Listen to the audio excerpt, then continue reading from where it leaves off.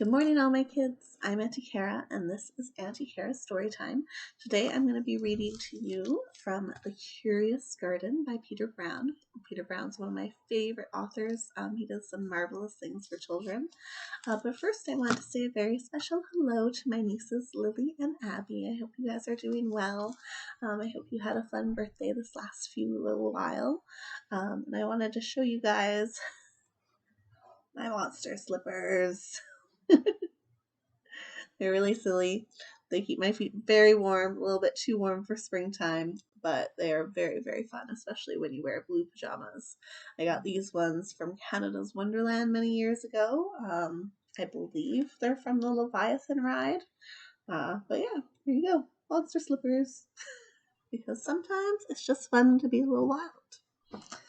All right, my dears, let's jump in to The Curious Garden.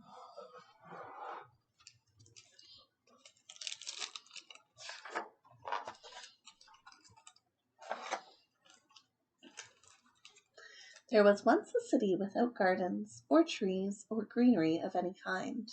Most people spent their time indoors. As you can imagine, it was a very dreary place.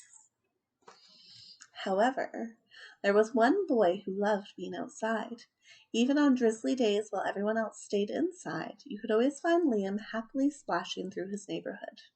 It was on one such morning that Liam made several surprising discoveries. He was wandering around the old railway, as he did from time to time, when he stumbled upon a dark stairwell leading up to the tracks. The railway had stopped working ages ago, and since Liam had always wanted to explore the tracks, there was only one thing for the curious boy to do. Liam ran up the stairs to push open the door and stepped out onto the railway. The first thing he saw was a lonely patch of color. Wildflowers and plants were the last things he had expected to find up there, but when he took a closer look, it became clear that the plants were dying. They needed a gardener. Liam may not have been a gardener, but he knew that he could help. So he returned to the railway the very next day and got to work. The flowers nearly drowned, and he had a few pruning problems, but the plants patiently waited while Liam found better ways of gardening. As the weeks rolled by, Liam began to feel like a real gardener, and the plants began to feel like a real garden. Most gardens stay in one place, but this was no ordinary garden. With miles of open railway ahead of it, the garden was growing restless and wanted to explore. The tough little weeds and mosses were the first to move. They popped up farther and farther down the tracks and were closely followed by the more delicate plants. Over the next few months, Liam and the Curious Garden explored every corner of the railway. It's so pretty.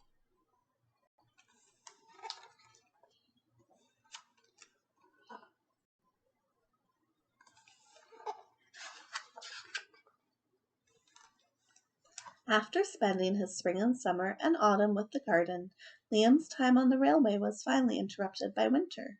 Heavy blankets of snow fell on the city that season, and for the first time since he'd become a gardener, Liam could not visit the plants. Rather than waste his winter worrying about the garden, Liam spent it preparing for spring. After 3 cold months of snow, the snow finally began to melt, and Liam rolled his new gardening gear over to the railway. The garden had always wanted to explore the rest of the city, and that spring it was finally ready to make its move.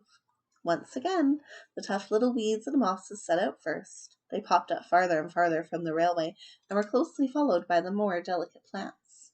The garden was especially curious about old, forgotten things.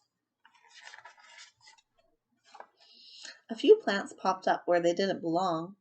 Others mysteriously popped up all at once. But the most surprising things that popped up were the new gardeners.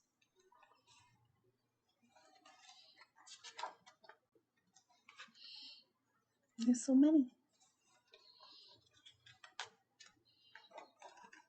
Many years later, the entire city had blossomed, but of all the new gardens, Liam's favorite was where it all began. And that's the city now. What a difference. I'd much rather live here. And that is the end of The Curious Garden. I hope you guys enjoyed this story, and I hope maybe it inspired you to get started on your own garden at home. I hope everyone has a wonderful week, and I'll see you next time. Ta-ta for now.